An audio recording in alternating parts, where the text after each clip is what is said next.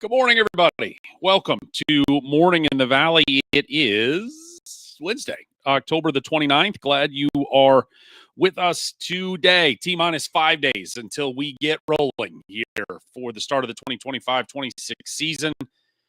Cannot wait for that. All right, busy show today. We're going to continue our preseason previews. We're going to look at the UIC women, year 4 of the Ashleen Bracey era in Chicago. They had an exhibition game last night. We'll get into all that coming up. We'll also talk with Paul Oren from the victorybell.com. Valpo had a exhibition game, the men, last evening, which we'll get to in just a moment. That is less of the concern about why Paul is on. But Mr. Oren has opted for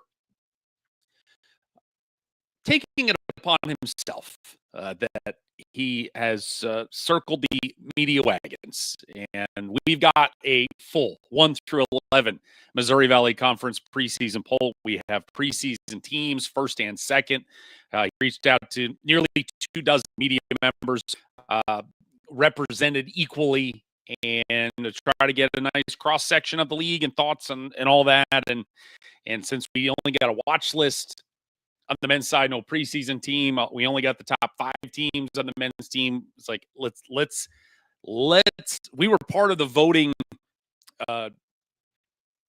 group, I guess, for the conference stuff. It's media, it's coaches, it's sports information directors. This is just media, and Lord knows we're all dopes. But with that said, we're going to have that for you. He's going to come on about 9:30, and we will talk about all of that. If you haven't done so already, please head to YouTube, subscribe to the program. 4 much are there for you audio-only folks. You can now listen to the program every Monday, Wednesday, and Friday on Spotify and Apple Podcast. It is available there.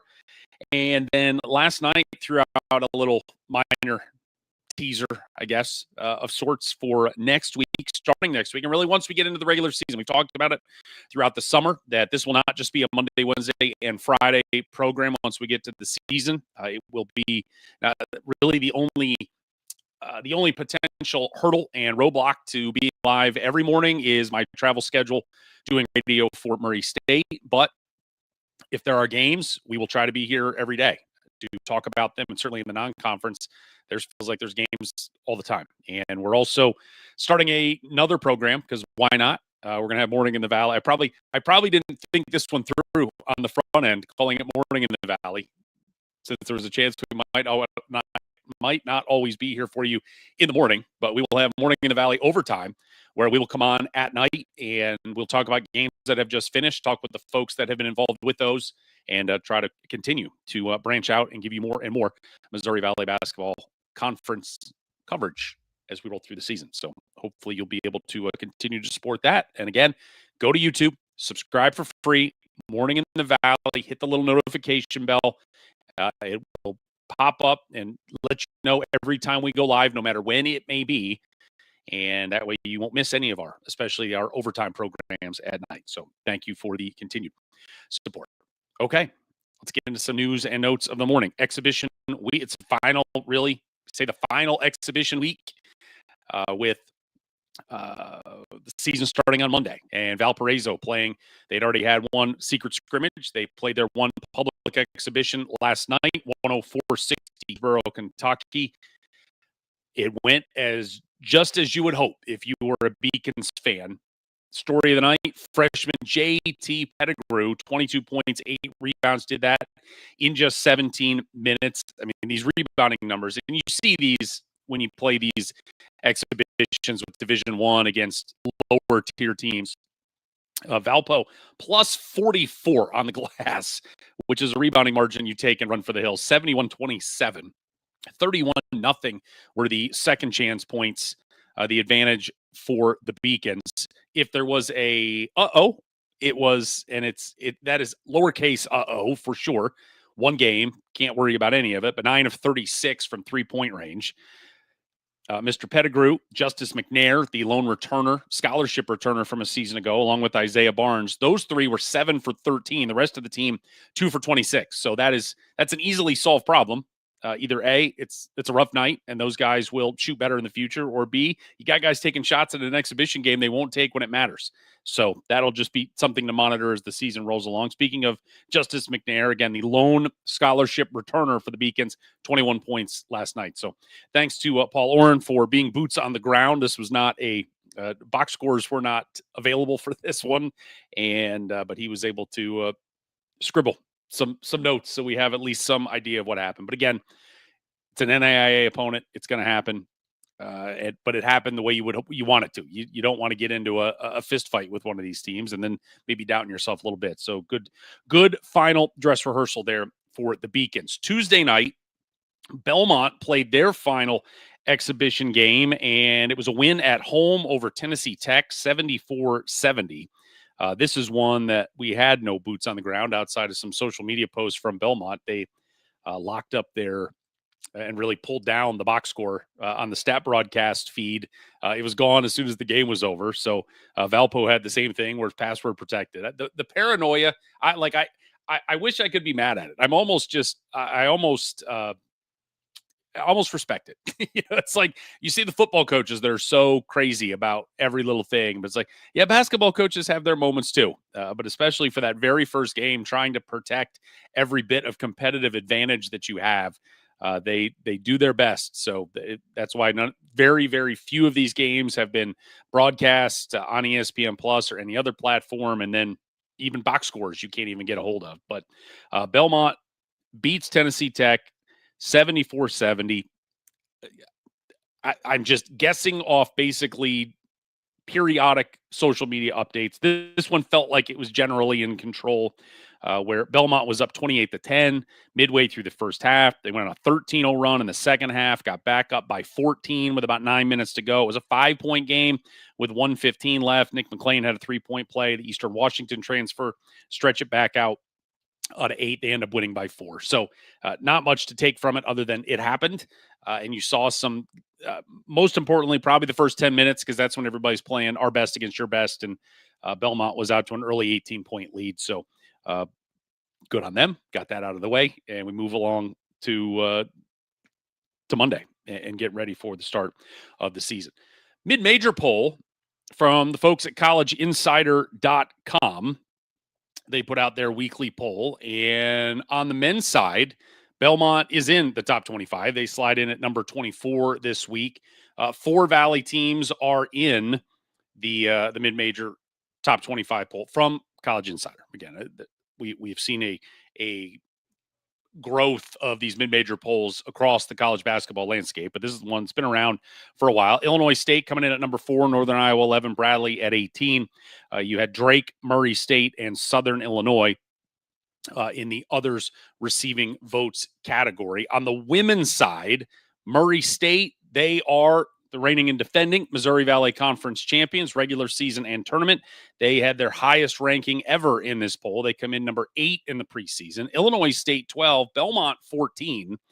Belmont was the pick in the preseason from the Missouri Valley voters to win the league this year. So this poll is the perfect example of when it's good, you beat your chest and tout it, and when it's bad, it's oftentimes like it's concerning about why it's bad, not why you're concerned. The voting is so screwed up in this at times. I mean, last year, and just when I was following mostly Murray State and their rise or lack of rise as they won through, is like you would see teams go 0 for 2 in the week, and then they would end up moving up 4 spots in the poll. Like there's no rhyme or reason for a lot of where teams end up. But I think the most significant part on the women's side, South Dakota State is the number 1 team. No, Murray State has a matchup with them in 2 weeks. There's another Valley team that will play them that's off the top of my head right now. Can't remember. But South Dakota State, the best mid-major team in the country, and they will get a couple cracks at the Valley this year.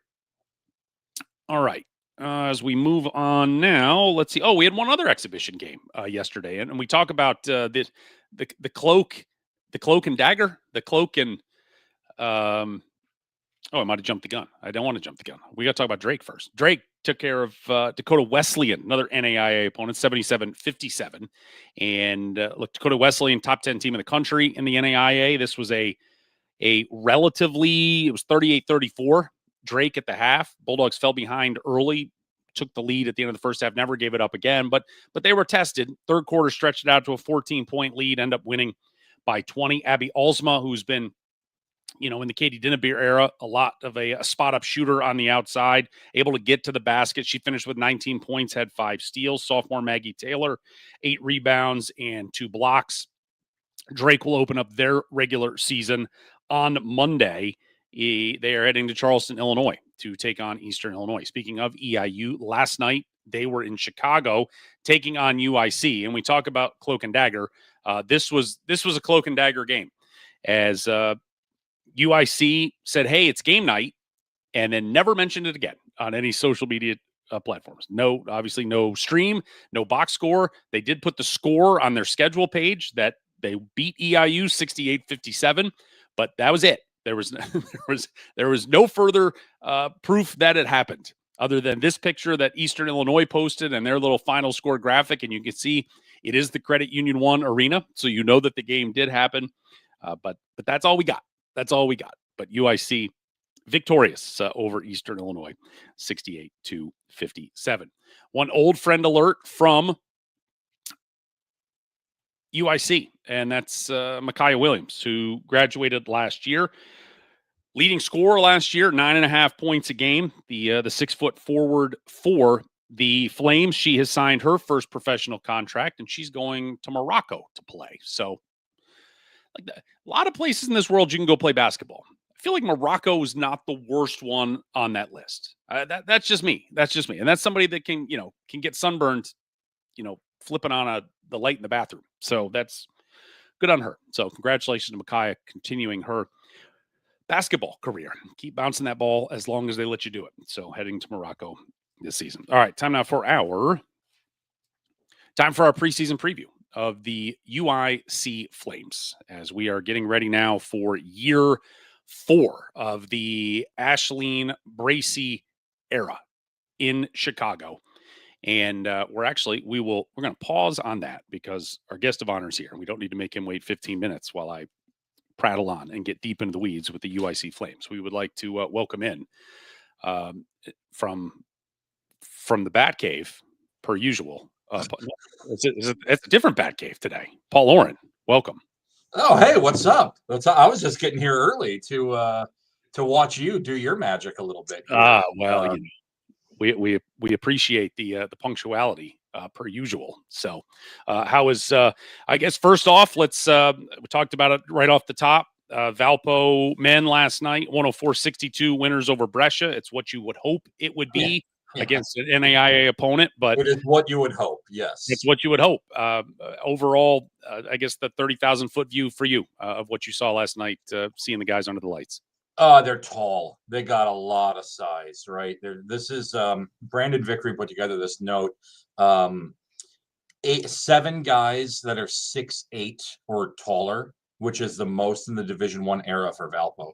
Back in 1943, all these guys went off to war in World War II. A lot of schools canceled basketball, and Valpo ended up not. The Big Ten did. So all these guys that were too tall for the Army ended up transferring to schools that were still playing basketball. The Big Ten wasn't playing basketball. Valpo was. And so all these 6'10" guys joined the roster in 1943 because they couldn't be in the war, right? They're too tall. You can't jump out of planes if you're 6'11" or whatever. So the world's tallest team was at Valpo in 1943, and this team might be taller. Right. And again, it's not all a bunch of 7-footers, but it is 6'9", 6'9", 6'10", 6'10". I mean, it's just a lot of length and a lot of size. And then you throw that against an NAIA team. Whew, it was 71-27 in rebounding. I mean, you can't glean anything from anything in that situation. But JT Pettigrew has entered the conversation as Valpo's latest freshman of the year candidate, I suppose. But you know what? He didn't even start their secret scrimmage. And so a different freshman did. And so, I don't know. It's an embarrassment of height. And now the 3-point shooting was not good. Some sloppiness a little bit. But once you're up by 40, you're doing stupid stuff on the court. And It was fun though. Good time. Plenty of stuff to put on film for Coach Powell to pick all the nits this week heading into next week's opener. All right, the reason you are here with us today is doing the Lord's work in the last week or so, Paul Oren. Trying to right a wrong is probably a strong way to put it. Yeah, This is not supposed to be dropping the hammer on anybody, but we didn't have a preseason poll outside of 1 through 5 this year from the conference office. Didn't have a all preseason team. We got a 39-man watch list, and look, there's curiosity from people about what do we think, and ultimately it's just one more thing for us to argue about before they throw the ball up on Monday. And I will let you take it from here about how we got to where we are this morning. Yeah, all the love and credit in the world to the crew at the Missouri Valley Conference, right? We're all in a changing nature of college basketball, right? We really are. And, one of the things that has always been so great in the past has been the in-person media day where we all get together as reporters and we get to hang out with each other. We get to talk to each other. And then we get to talk to the coaches and all that. And within that, they would reveal the top, the 1 through 12 or 1 through 11 or something like that. And then the all conference teams. And there's some fun to that to say. And then what they would do is they would bring okay, so Murray State is going to come to media day. They would bring their 2 best guys, right. and Valpo would bring their 2 best guys. And you'd get a sense as to who were the guys that were going to be the storylines of the league. Well, because of many, many different factors, we don't have in-person media day anymore. And so we're not bringing those guys. Instead, we got a watch list, which Murray State had 6 guys. Valpo had 4 guys, right? Like that's 10 guys right there. And you're never bringing that many to media day. And you're not bringing that many to media day. So in my mind, I thought there was a couple different things I thought. It's like, okay, well, who are the players that truly we think are going to be good? And truly, I mean, from the media perspective, and also I don't cover a team that was in the top 5. I'd like to know where people think Valpo is going to finish. And so I will say this, and not to toot my own horn, I'm not trying to do that. But when Valpo joined the league in 2017, there were a ton of beat reporters. And Dave Reynolds that covered Bradley and Todd Golden that covered Indiana State were kind of the deans of the Valley beat reporters. And I knew that. And there was they both reached out to me. Hey, you're new to the league. What do you need? And, here's my number. Call me at any time. Dave Reynolds took me out to dinner in St. Louis at Media Day and said, thrilled to have you join the fraternity. Whatever you need, give me a call. Well, most of those guys are retired now. And I am now the dean of the Valley beat reporters, which, you can see the gray and the white. I mean, it's I've earned it. And so I thought to myself, that's missing. That fraternity is missing. That we don't have it because we don't see each other anymore. We don't do the Zoom calls anymore. We don't. And I thought, how can we get the beat reporters together, the ones that exist anyway?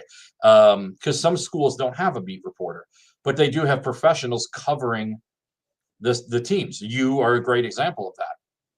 And so the other thing I thought was, what about the student journalists?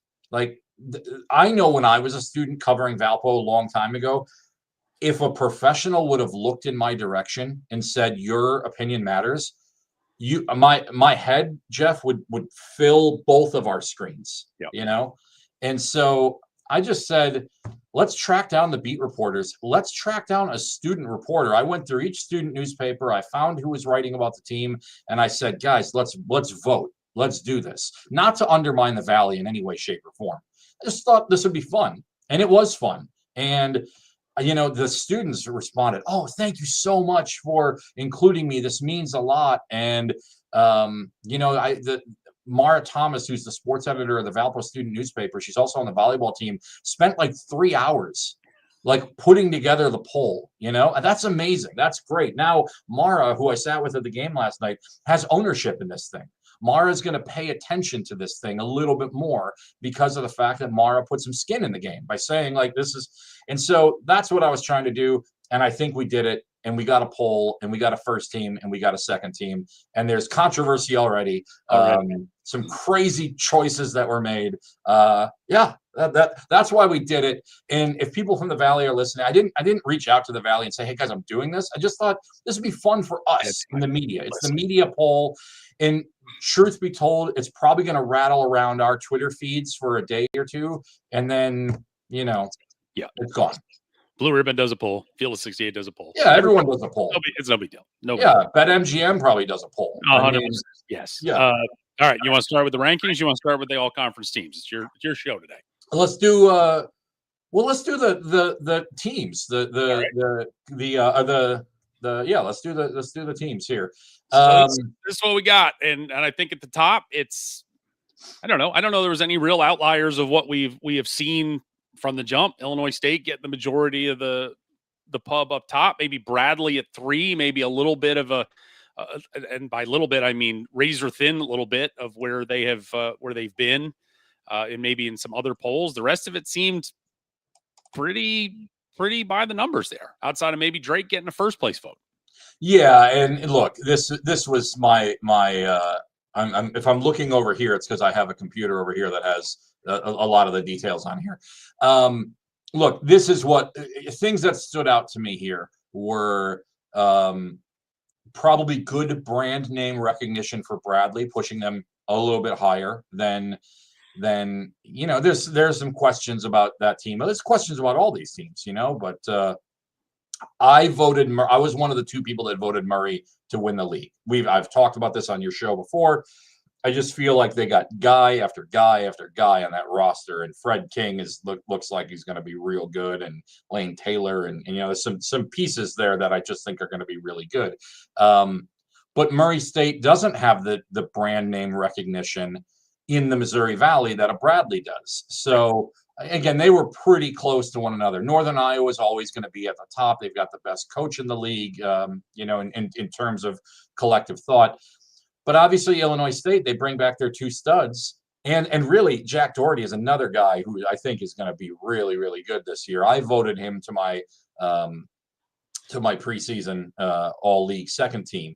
And, those guys at the top. But again, I wanted to know where people thought the other teams were going to be, and where did people think Drake was going to be? Now, again, one of the, the things that happens here is when you open it up to people that are voting that maybe don't necessarily go deep on all the other teams, they're going to vote with what they know. And, Drake got a first place vote from someone who really spends a lot of time with Drake, and that's it. And, listen, Indiana.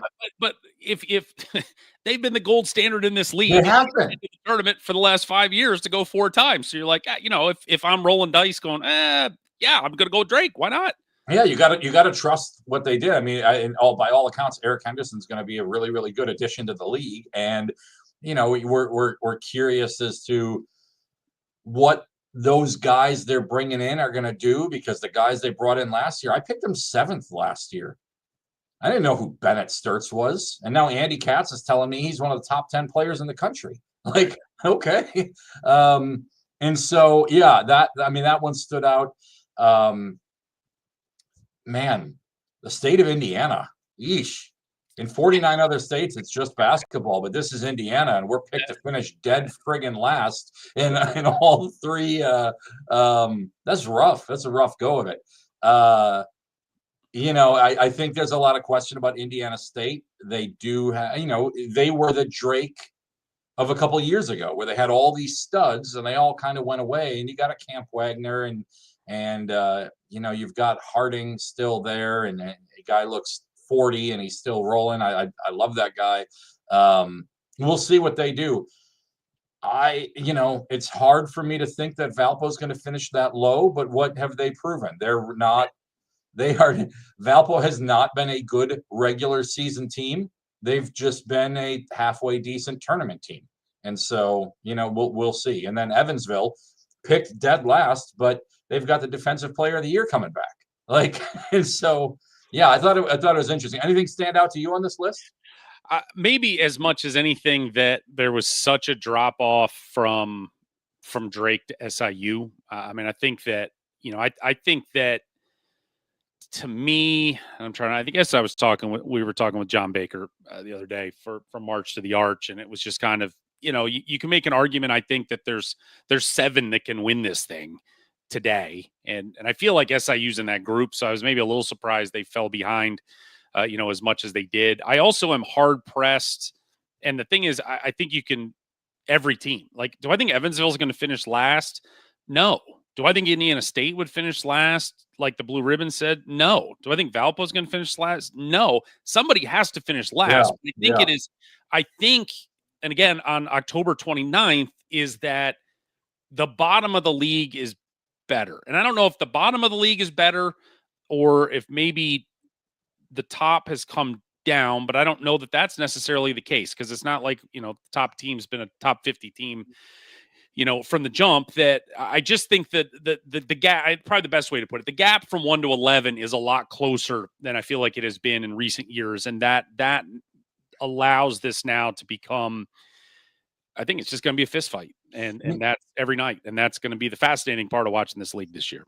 And I think, this has not been stated publicly, but I would imagine one of the reasons why the Missouri Valley Conference did not do a traditional preseason all-league team and second team or anything like that is because there is so much question. Like, we wouldn't have voted Bennett Sturts last year preseason first team, right? And that was the whole that was the whole thing last year. And I remember you were on, I think we were doing some other talking podcast thing for something else, and you're like, because I specifically remember you like borderline pearl clutching about Belmont putting out, who is Jonathan Pierre, and why am I supposed to be excited about this kid that averaged 1.5 points at Memphis, and then he ended up being first team all league. And so I think it was, and again, not to speak for Mike and Jack and the gang up there in St. Louis, but I felt like that was kind of the reflexive response to, you guys all complained last year about who are we supposed to vote for because we don't know anybody and everybody's gone. And this year, really, even without the additions, there's some really good talent coming back that I think we could have pieced together at least a first team. But so it's, I get it from their standpoint. It's a complete damned if you do, damned if you don't situation. Yeah. And so we're just threading the needle here and covering all the bases. Well, again, we live for content. So, but one of the points that I'm going to make, and I know I made this the last time I was on the show, is that, like, Illinois State right there is the runaway. Right? Like, without question. I think we all think, I think they got a good coach in place. They got some talent in place, et cetera, et cetera. Like, they went 10-10 last year. Yep. And so I'm not saying they're going to go 10-10 again. I think they're going to be better than that. But, we live with the familiar. And the familiar we have are a couple of these guys at the top of their roster that, as we get into the all league teams in a second, we see that. And so that's why we picked them first. Of the 20 people that voted, they got 14 first place votes. And that is not a shock to me. No, not at all. And with that said, probably should not be a shock when we look at the first team all conference selections that the number 1 vote getter and the number 2 vote getter both come from Illinois State, the 2 top returning all league guys from a year ago. Trey Campbell, Chase Walker was first team, Kinzinger second, Trey Campbell from Northern Iowa was third. And that top 5, I will take the top 4 did not make me blink in any way. I think that Jaquan Johnson sliding in there in the final spot on the first team. Also, I was like, yeah, I see that. But I don't know that would have, the first 4 I didn't have to think at all. The 5th spot maybe deserved a little thought on my part. But that was really the only eye-catching thing about this top 5 for me. Yeah. And so, we didn't go deep into this on the voting, but so when basically what I did was you would everyone ranked their 10 best players. And so if you were the first choice, Chase Walker, you got 10 points. Second player, 9 points, 8, 7, 6, 5 down the line. This wasn't released. I got I tabulated everything yesterday. I sent it out to everybody and I said, don't release this until this morning. And but just for the inside baseball of it all, Chase Walker got 168 points. Kinzinger was next with 121. Lundblade had 120, and Campbell had 119. Johnson had 81. So there's this severe drop-off between Walker, Kinzinger, Lundblade, Campbell, and then Johnson. And then the next one after that got 56, 52, 33, 22, right? So Turnbull from Evansville, reigning defensive player of the year, got 56. Fred King got 52. Stafford, 33. Henderson, 22. And then Demarion Birch got 19. There were 32 different players that got votes. And again, this goes back to maybe the reason why the Valley did the watch list as opposed to anything else was because, like, there is a lot of question. Murray State had 6 guys on that watch list. Murray State had King, Taylor, Shorter, Trainer, Domon, and Murray all get votes in this. A guy's getting a vote that's not a starter, and that's the fun of this. Again, like we are going to hitch our wagons to guys and hope that we're right because we have egos and we want to be right. And there we go. Yeah, but Fred King, if I'm correct, Stafford is a different story because he's been in the league, but I think Fred King is the only newcomer. Yeah, the only non-Valley. On the list. And that guy looks like he's going to be a stud, right? I mean, you would know more than anybody else. If he stays healthy, and he got a little dinged up the other night, if he stays healthy, I will be shocked if he is not, especially with a 6-man first team when we get to March. I will be shocked if he's not among those 6 for sure. So, well, good work, Paul Oren. I think. Hey, look. Again, doing the Lord's work. We're excited. We're excited for the league. I mean, man, I was in a gym last night, Jeff, and the ball was bouncing. Where else would you rather be, Than right here, right now. Right here in our studios. Yes. No, that's great. I had the same, Saturday afternoon, I was in Youngstown, Ohio, calling football, and then got on the plane, came back, and then Sunday afternoon, I was at the CFSB Center doing basketball, and it's like, you hear that ball bouncing and echoing through the arena, and it's like it's good. It's a good deal. All right, we are going to try a little segment here with you while I got you here because you've got thoughts, and we all need to hear thoughts. So we're going to call this, and I had a team of PR consultants on this to come up with it. We're going to call it 11 questions for 11 teams in 11 minutes. So we'll see if we can. We're going to keep it to 11 minutes, and we're going to try to make this the most, hopefully not annoying game in the world, but you watch. All right, we're going to start. There we go. Clock's on. Belmont Bruins. Tyler Lundblade, 12.5 points a game last year, led America shooting the 3 at 48.1%. Can he be the guy in Nashville this year for the Bruins? Yes.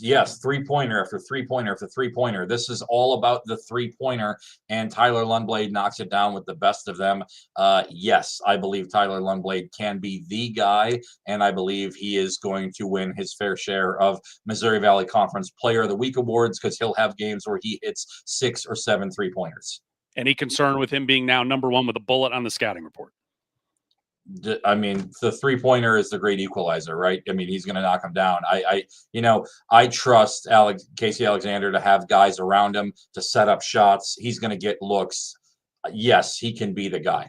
They need a point. They need a really good point guard.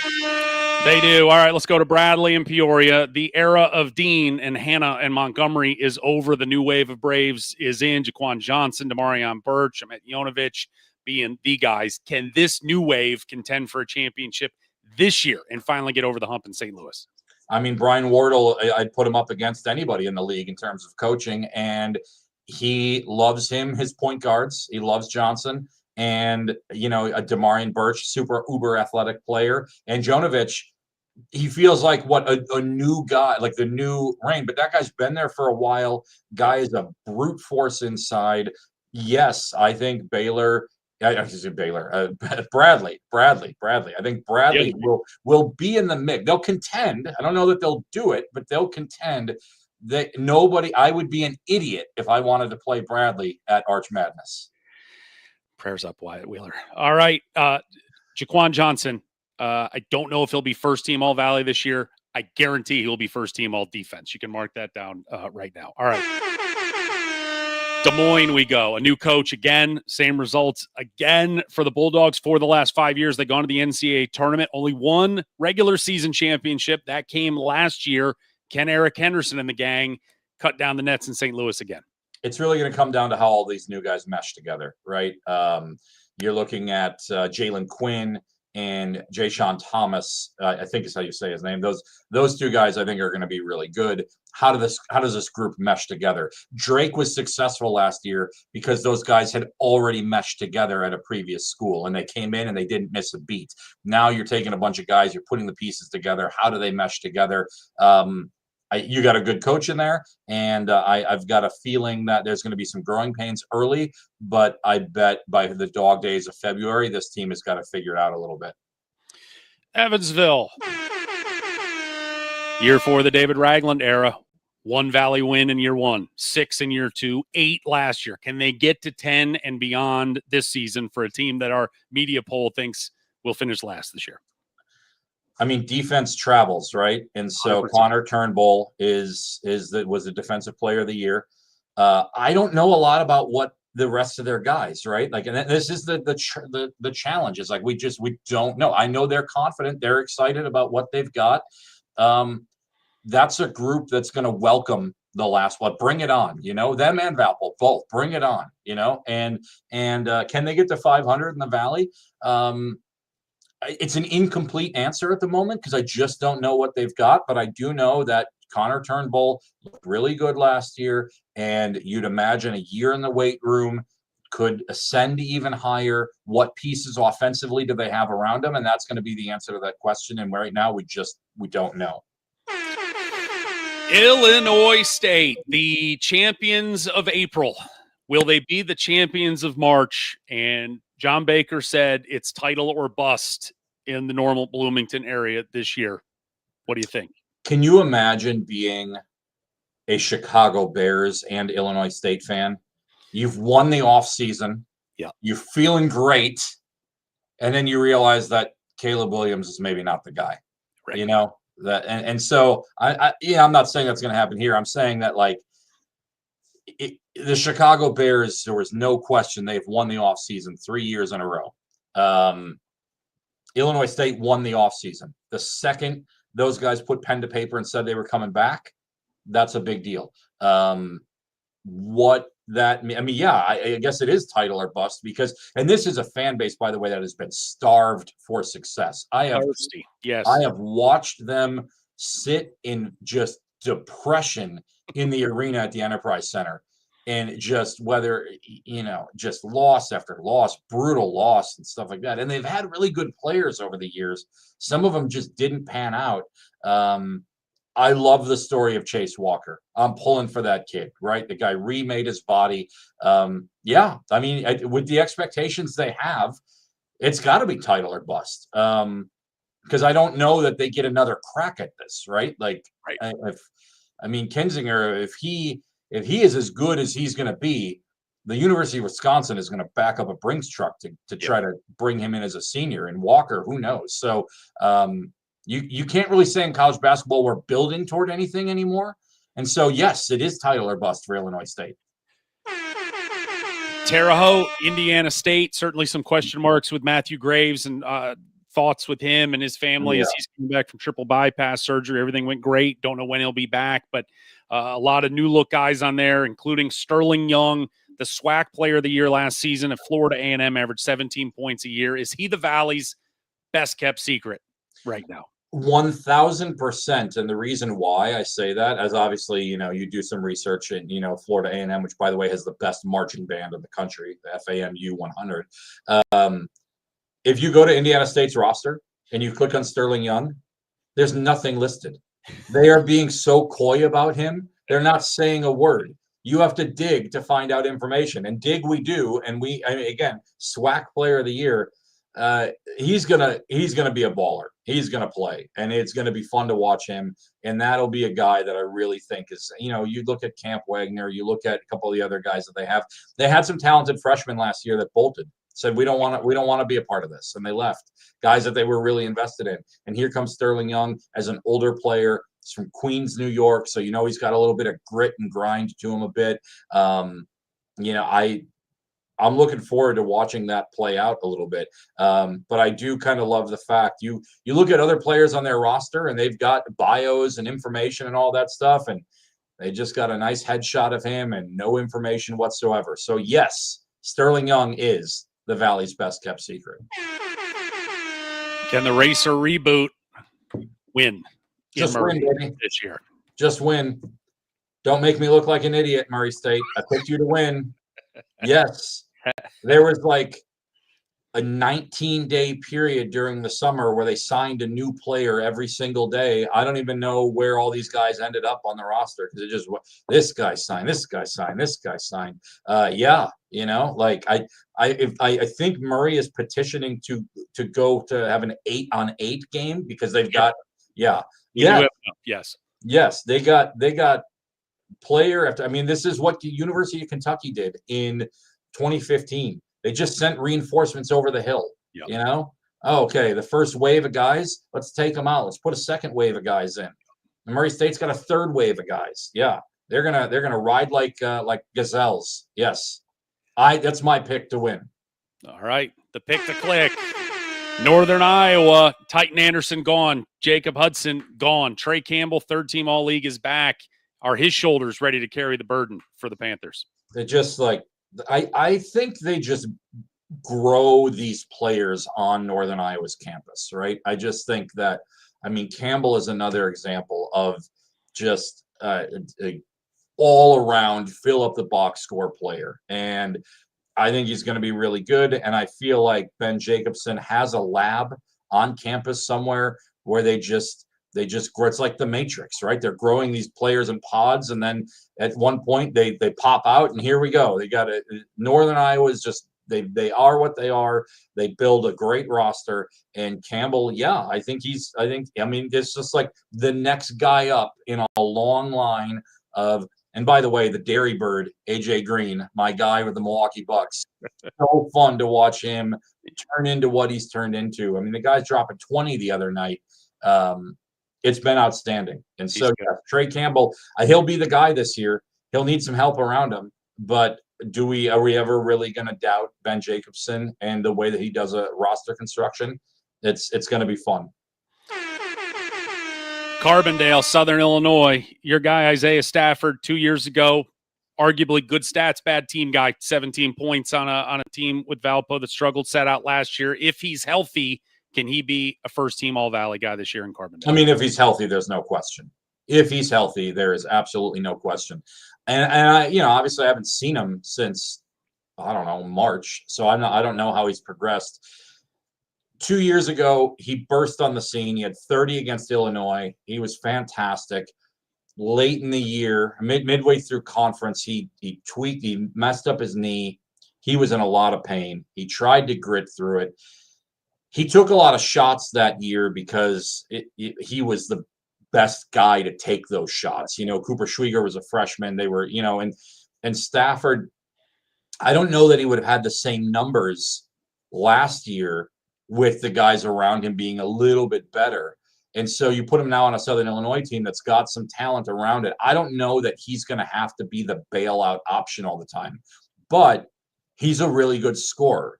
And the knee, it ended up being a partially torn ACL, I believe. And then it never really recovered last year. And they made a decision, and I give a lot of credit to Valpo here.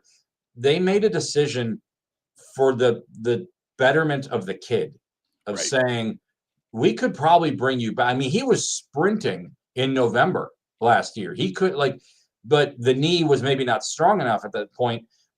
They probably could have brought him in January, and he could have helped a lot.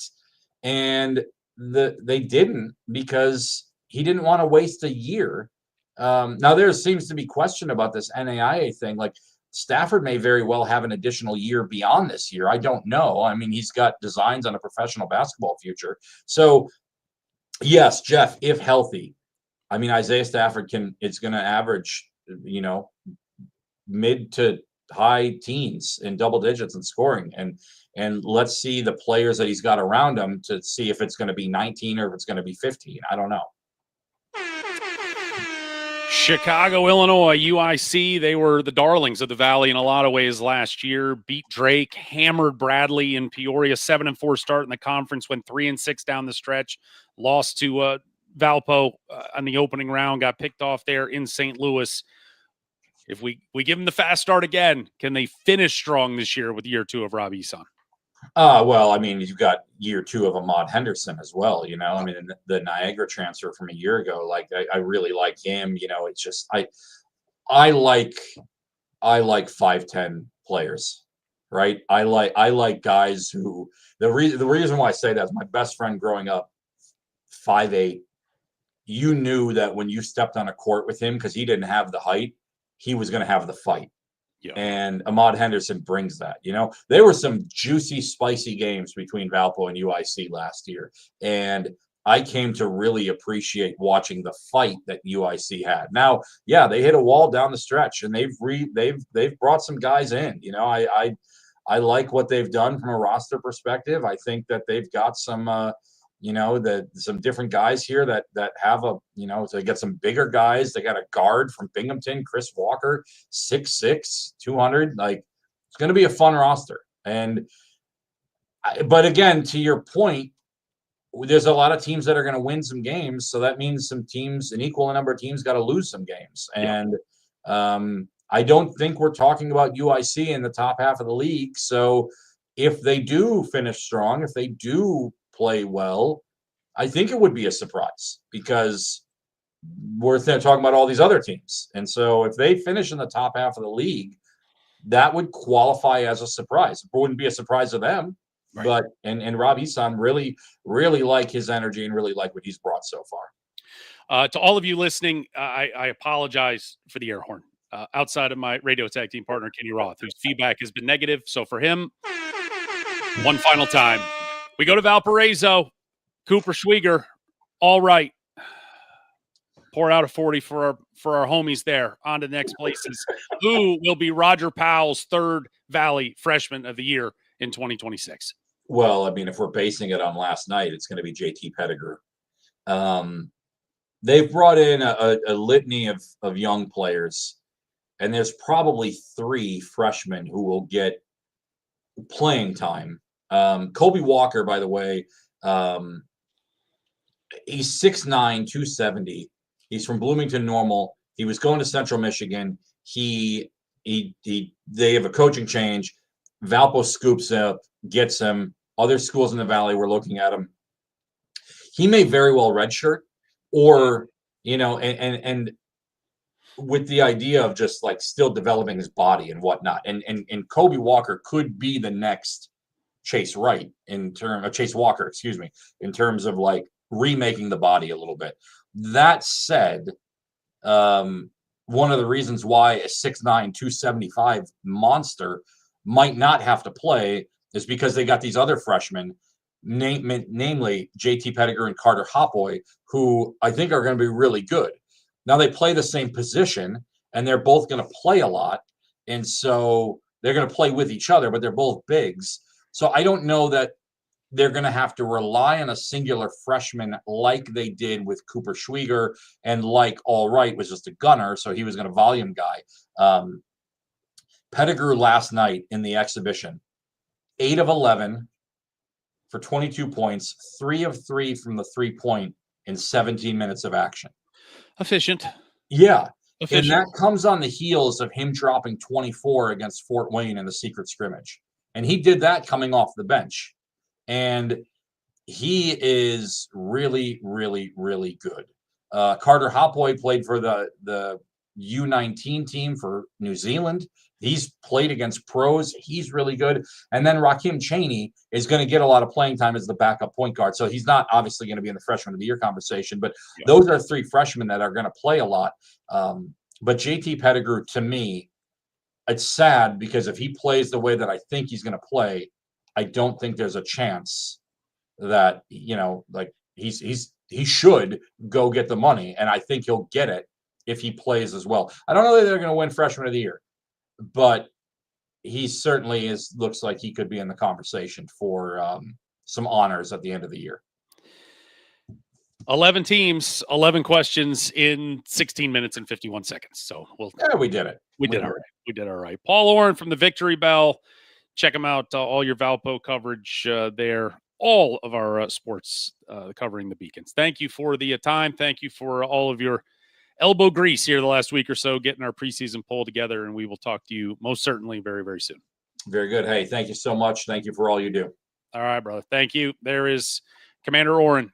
And yeah, I don't apologize for the air horn. I don't. I really don't. I mean, most of you I do. Kenny Roth, my radio brother, griping about it. Kenny, call my secretary. We'll give you a refund for today's show. I apologize.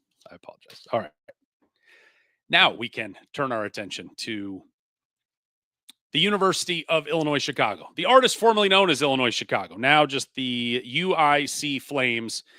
The women, year 4 of the Ashleen Bracey era, coming off a season last year, 15-18 overall, 10-10 in the Valley, finished in 7th place. The significant part of that record is the 10-10 in that back-to-back seasons since Coach Bracey came to Chicago, 9-11 in her first year, then 10-10, 10-10. But it was the first time since 2007, 18 years since the Flames had won 10 games in back-to-back conference seasons. So it has been, she has flipped that thing from pretty much the minute she got there. Now it's just a matter of, can they finally bust through that glass ceiling, get north of 10 wins in conference play? We talked a year ago ad nauseum about the top 6 and the bottom 6 on the women's side. And really, yes, they finished 7th, but they were part of the top 7. I mean, it became a 7-5 by the time the year was over, because when push came to shove, UIC welcomed in the 2 teams that shared the regular season championship in Murray State and Missouri State and beat them both in Chicago. They had the ability and the skill set last year, certainly, to beat anybody on any given night, and they beat the best that this league had to offer. Ultimately, it just comes down to consistency and having to do it every night and having to do it on the road. But playing in their building, they were a nightmare, and they created havoc for all sorts of teams last season. Now, it is a new era, certainly, for Coach Bracey, as they lost everybody just about off of last year's team. When you have the pair of, you had 7 kids that averaged between 6.9 and 9.5 points per game last year, all gone. Kiki Rimmer right there, she averaged 9.5. Micaiah Williams, who we talked about a little bit earlier, who signed professionally in Morocco, she averaged 9.5. So there are only, you have 5 returners off last year's team. 3 of those redshirted. So you only bring back 6.9 points per game from a season ago. And that includes Sarah Zabrecki, who only played 7 games last season before she ended up having to miss the rest of the season with an injury. And then you had Tutu Clayton, who averaged, 2.9 in 21 games in about 10 minutes a contest. So it is new look in the variety that, yes, there are some familiar faces, but in terms of contributors from last year, all those kids are gone. And that will be the challenge. And again, part of they may not have sort of the brand names that we saw in the Valley last year of the McDermotts and the Dinnebeers and the Youngs and those types of kids at the top of the league. But they had some really good talent. But it's a new era in a lot of the Valley this year, and UIC is certainly not immune to that. In terms of who Coach Bracey was able to go get this year, it was very portal heavy and got them from sort of different places. Maybe one of the more, at least Division I impactful additions she adds is Jaya McClure, who played at The Ohio University. She's out of Louisville, averaged north of 10 points per game at Ohio in those 3 seasons. Coach Bracey went to some lower levels, though, and I feel like she got some gems and kids that we are going to hear about in time, and probably a lot. Jessica Carruthers, was an NAIA first-team All-American. She averaged 31.5 points per game last season, led the nation at the NAIA level. So she's not going to score 31 in the Missouri Valley Conference, but she's going to score, and that's going to be a huge get for her. Amelia Strong averaged almost 10 points a game last year at Niagara. And then Samantha Serrano, who played at Florida Southwestern Junior College, she averaged 19 a game there. So the one thing, sort of the one staple about Coach Bracey's teams and the way she plays, it's just they are big and strong and aggressive and in your face, and they're going to play, but they're going to be able to get up and down too, and they're going to be able to score. And that's why they're a very tough matchup night in, night out. Certainly forget about when you just get to March and you're in that one game situation, but they've got some they brought in a wide array. So sometimes it's, hey, we're just going to go get the underachieving high major kids. It's like, well, they got some good mid majors, got some good low majors, went to NAIA, went to JUCO level, and pulled a bunch out. So that will be the part that can they get to 11? Can they get to 11 and beyond this year? That will be certainly the thing to watch. When we talk about the schedule, good on UIC. I mean, you got 6 home games, 11 non-conference games. You got 6 home games. Well done. Robert Morris, Northern Illinois, Loyola, Chicago, DePaul, Austin P, and then the big one, Wisconsin, coming in. That is again, as we've talked about in the past, you see in the women's game, if you are in a destination city, you can sometimes get these big brand name teams to roll into your building. Belmont's the prime example in Nashville, that they've had Kentucky and Duke and Ohio State and Tennessee and all this, either have come or will come to their building here in the last 2 years. LSU, was it last year? Maybe 2 years ago. I think it was last year. LSU went to Chicago to play UIC, LSU, and now Wisconsin coming down. So a great opportunity to play and be challenged by some of the best teams in the country and some of the brand names in the country, but also to get them to do them in your building, I think is pretty awesome. The neutral site event, they're going to the Iona Turkey tip-off Thanksgiving week. They're going to go play Maine and then either Iona or St. Francis. And then on the road, Indiana, Ball State, and again, the Ohio University. So Jay McClure will get a chance to go visit some old friends there. But the conference schedule, it's sort of a mixed bag early. They get the one early game in December. Let's see, that's December the 7th. They will be at Valpo. And then they've got Drake in Northern Iowa coming in December 29th, December 31st. And then they go one more game there at Indiana State. So you get 3 home games out of your first 4. You're going to play Valpo and Indiana State, teams that projected to be at the bottom of the conference. And look, it is hard to win at the Credit Union One Arena. And so if they're able to get Drake or UNI, it's like, man, you come out of that first 4, you're sitting at 3-1, maybe you're 4-0, and you're right in the mix of things. But certainly every reason to believe they can at least split those first 4, especially with 3 of the first 4 at home, and can get off to a good start and, be in the conversation as they roll on there. But this is the year, this we'll see. Last year, it was just, they had so many seniors on last year's team to graduate them out. And now it's a new era, but we have seen a consistency, sort of a stabilization, and then a consistency with this UIC program in the last 3 years since Coach Bracey has gotten there. But to go 9-11, 10-10, 10-10, she is just itching to kick through that ceiling and get to 11 and beyond. And we'll find out soon enough if they are able to do that. Moving along, a couple other headlines before we get out of here today. Bradley, we got a late schedule ad from the Braves as they are going back to the Renaissance Coliseum. It's fancy. Hoops on the Hilltop. December the 14th, they will play Division III North Central College, a late add to the schedule.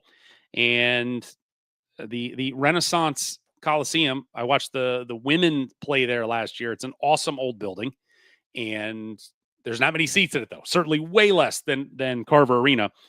Tickets are available today. I believe it was started at 8 o'clock this morning, I believe, for Bradley students and some VIP members. Tomorrow, season ticket holders will have their opportunity to get these tickets. And then on Friday, they are open to the public, $20 a piece. It's not part of the season ticket package.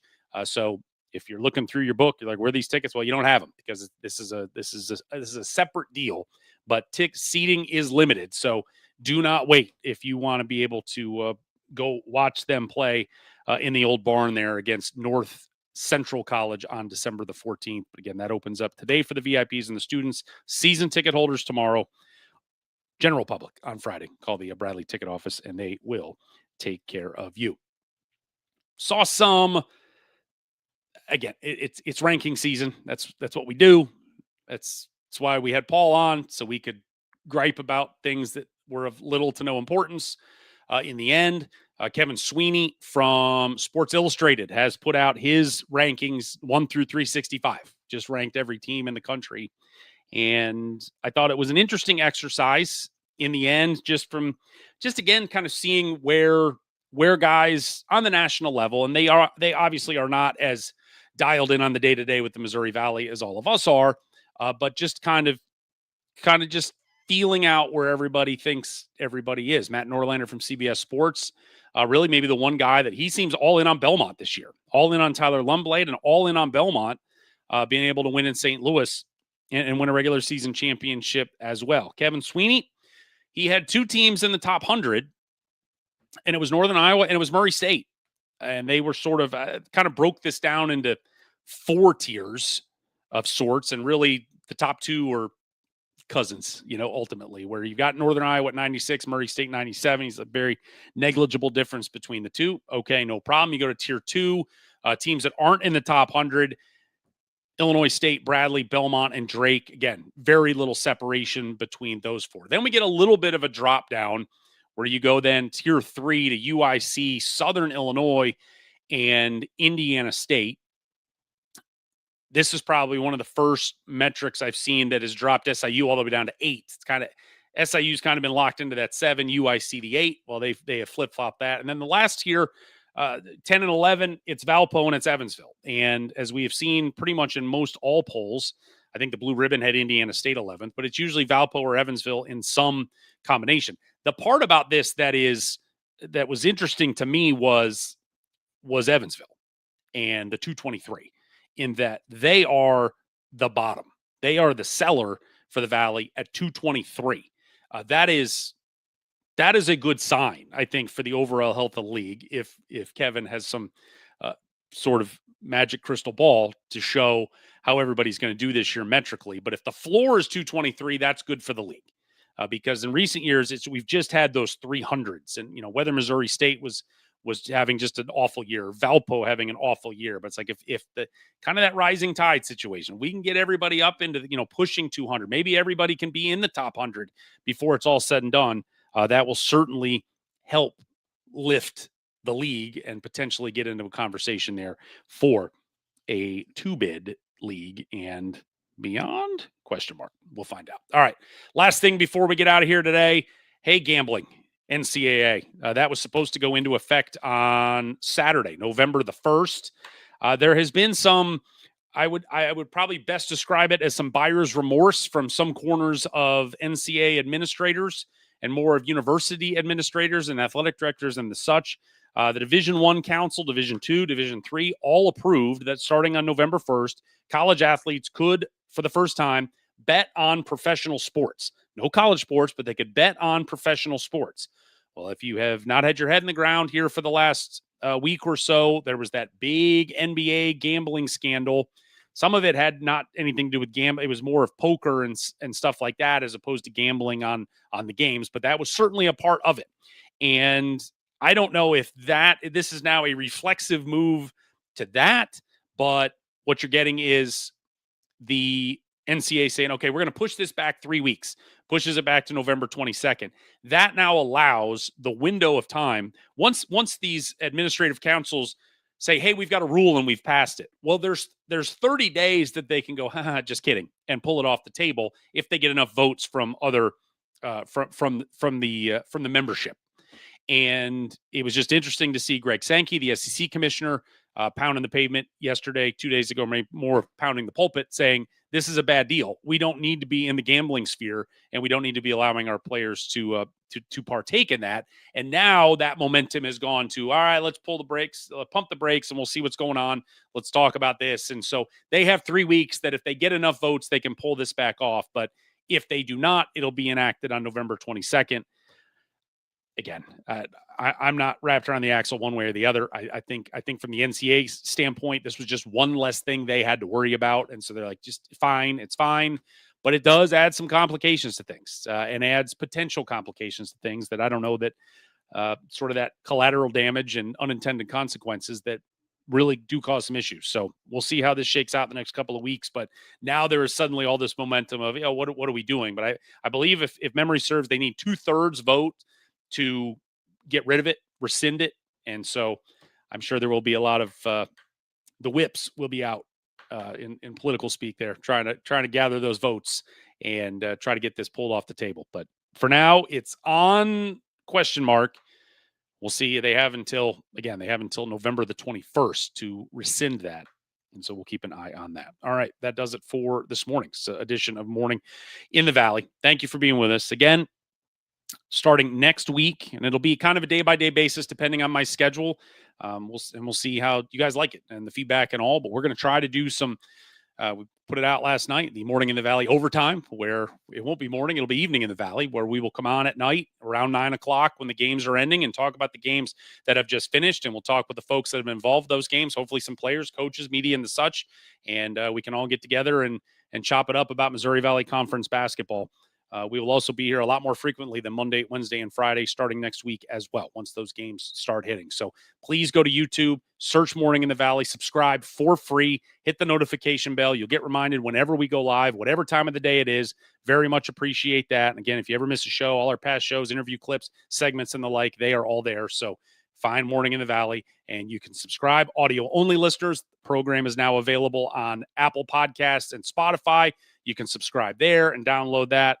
Great. However you're getting us, we appreciate you being here. Thanks to Paul Oren for being with us today, walking through our 11 questions for 11 teams, also compiling all that preseason poll stuff from the media across the Missouri Valley. Hope you enjoyed that.